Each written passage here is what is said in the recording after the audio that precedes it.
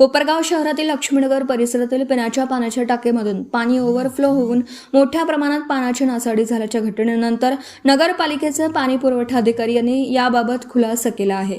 त्यांनी दिलेल्या माहितीनुसार या रात्रीच्या सुमारास पाणी टाकी भरण्याचं काम सुरू होतं।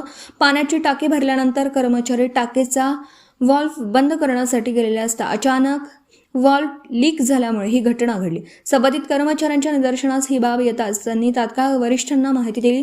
त्यानंतर पालिकेच्या पथकाने घटनास्थळी धाव घेत अवघ्या 1 तासाच्या आत दुरुस्तीचं काम पूर्ण करून पाण्याचा ओव्हरफ्लो थांबवला।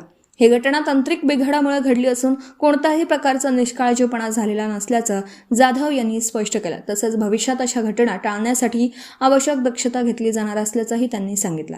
काय परिस्थिती होती नेमकं आणि तिथे काय एवढं पाणी साचलं?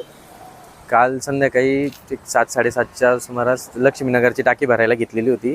10च्या आसपास ही टाकी भरली जाते, पण 10 वाजता ड्युटीवर असणारे देवरे हे वॉल बंद करायला गेले असताना तो वॉल त्यांच्या लक्षात आला की वॉल फेल झालेला आहे आणि त्यांनी लगेच मला फोन करून कळवलं की वॉल फेल झालेला आहे। तर मी राकेश आयरांना फोन केला व ते लगेच WTPला आले आणि एक अर्धा-पाऊण तासात त्या वॉलची दुरुस्ती केली।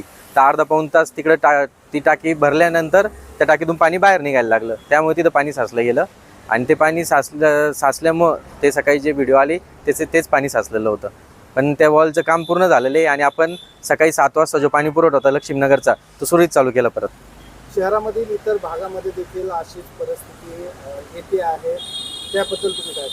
आम्ही नागरिकांना सूचना करतो की जिथे इथं असं तुम्हाला आढळून येईल तर आम्हाला त्वरित कळवा, आम्ही त्याच्यावर तत्पर कारवाई करून लिकेज काढून घेण्यात येईल तिथलं। दरम्यान या घटनेनंतर पाण्याची झालेली नासाडी आणि त्यावरून सुरू झालेल्या राजकीय आरोप प्रत्यारोपांची शहरात चर्चा सुरू आहे। माझं गाव चॅनलसाठी स्वप्नील कोपरे, कोपरगाव।